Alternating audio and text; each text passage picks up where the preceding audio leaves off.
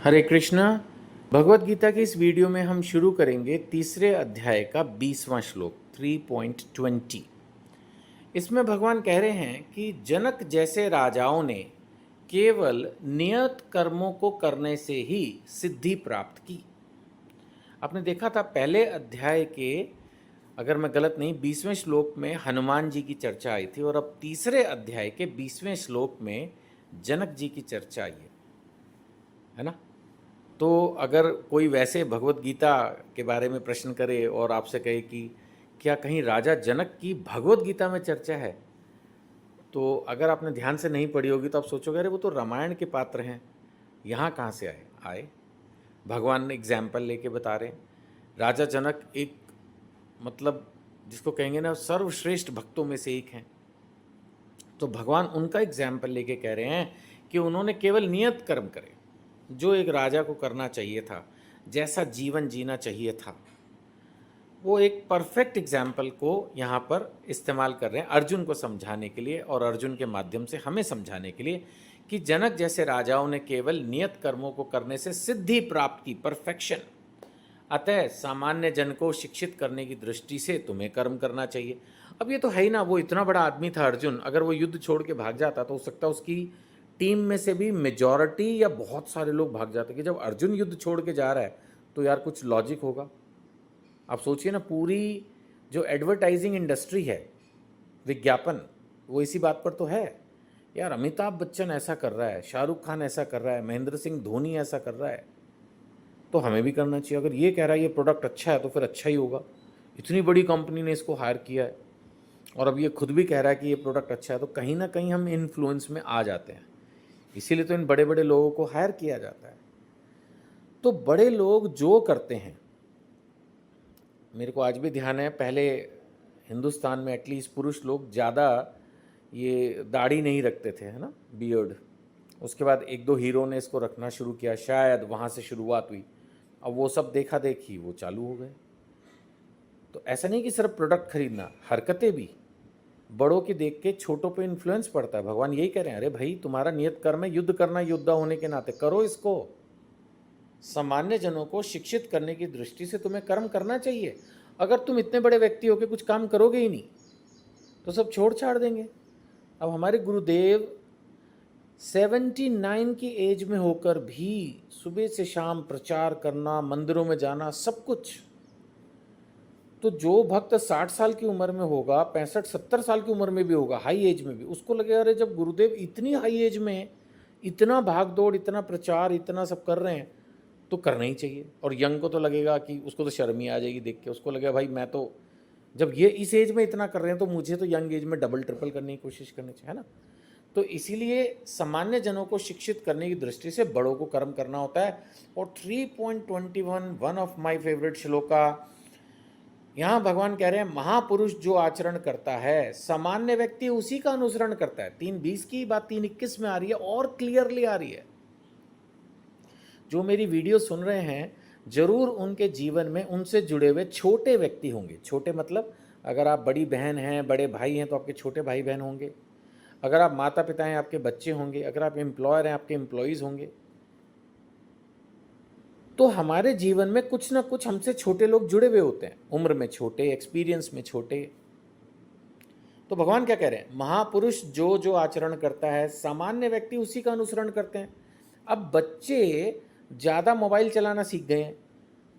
Parents बहुत चिंता करते हैं इस बात की कि आजकल के बच्चे मोबाइल ही चलाते रहते हैं। बच्चे नहीं, आजकल के माता पिता मोबाइल चलाते रहते हैं। माता पिता मोबाइल चला रहे हैं, बच्चे ऑब्जर्व कर रहे हैं, देखते हैं अच्छा मम्मी पापा सारा दिन मोबाइल चलाते हैं।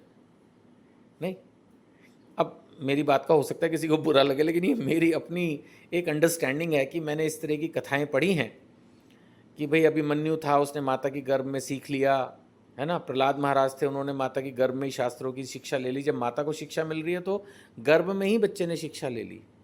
तो ऐसे ही मुझे लगता है कि शायद maybe, I don't know, no scientific logic, कि प्रेगनेंसी के दौरान अगर माना जो है माता और पिता, मैं तो कहूँगा दोनों का प्रभाव है, बहुत ज़्यादा मोबाइल यूज़ कर रहे हैं तो बच्चे को बचपन से ही मोबाइल यूज़ करना आता है। जैसे उनको शास्त्रों का ज्ञान था, आजकल के पैदा हुए बच्चे को मोबाइल चलाना आता है।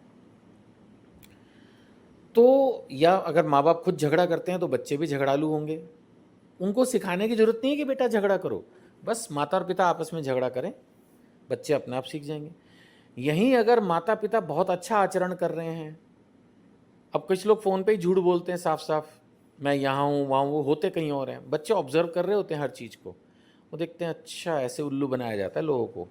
नहीं, माना पापा ने किसी के पैसे देने हैं तो वो झूठ बोल रहा है, खुद खूब खर्चा कर रहे हैं लेकिन यार पैसे ही नहीं है, आजकल बिजनेस ही नहीं चल रहा। तो आपको अपने व्यवहार से बच्चों को ट्रेनिंग देनी होती है, बैठा कर ट्रेनिंग नहीं दी जाती है, बच्चा बैठकर ट्रेनिंग नहीं लेता, वो आपको वैसे ही सीख लेता है। जो भी आपसे छोटे हैं वो देख लेंगे आप कैसे बिहेव कर रहे हो, वैसे ही वो आपसे बिहेव करेंगे, दुनिया से बिहेव करेंगे, वही सब वो सीखेंगे। इसीलिए 3.21 एक बहुत महत्वपूर्ण श्लोक है भगवत गीता का, स्पेशली फॉर पेरेंटिंग। यहाँ बताया जा रहा है, मैं फिर पढ़ूंगा, महापुरुष जो जो आचरण करते हैं सामान्य व्यक्ति उसी का अनुसरण करते हैं, वह अपने अनुसरणीय कार्यों से जो उसको करना है आदर्श प्रस्तुत करता है, ये स्टैंडर्ड है, संपूर्ण विश्व उसका अनुसरण करता है। अब यहाँ पर तो बहुत बड़ी बात भगवान ने कह दी क्योंकि महापुरुषों की बात चल रही है, बट एक पिता भी तो अपने बच्चे के लिए महापुरुष है। किसी भी बच्चे के लिए उसका फर्स्ट हीरो उसका फादर, उसकी मदर होती है। अब आजकल तो एज गैप नहीं है, पहले काफ़ी एज गैप्स भी होते थे, तो बड़ा भाई बड़ी बहन भी अपने आप में एक आदर्श है। इसी तरह से कंपनी में एक एम्प्लॉई है, उसका एम्प्लॉयर उसके लिए एक आदर्श है, वो देखेगा कि वो कैसे बिहेव करता है, कैसे बोलता है, कैसे क्या करता है। अगर उसका एम्प्लॉयर खुद ही लोगों को चूना लगा रहा है तो वो भी अपने बॉस को चूना लगाएगा, वो सीख लेगा।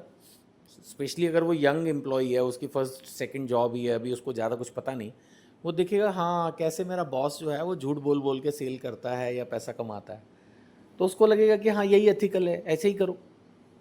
और वहीं अगर हम बिल्कुल ईमानदारी से चल रहे हैं तो कहीं ना कहीं हमारी टीम पर भी उस बात का प्रभाव पड़ता है, बिल्कुल पड़ता है।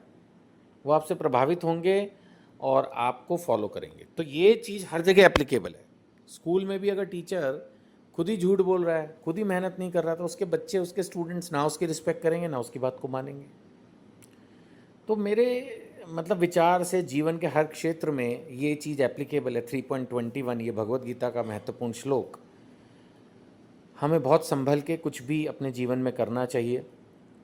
पहले अध्याय में भी ये बात आई थी कि सम्मानित पुरुष के लिए तो अपयश जो है वो मृत्यु के समान है, शायद दूसरे अध्याय में थी।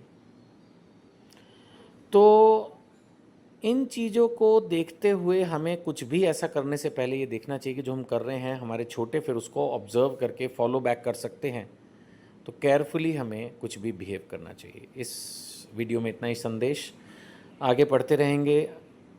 अपने मित्रों को जो पेरेंट्स हों स्पेशली चाहें तो ये वीडियो फॉरवर्ड करें, मे बी उनको कुछ गाइडेंस मिले how they should behave in front of their kids. Thank you. Hare Krishna.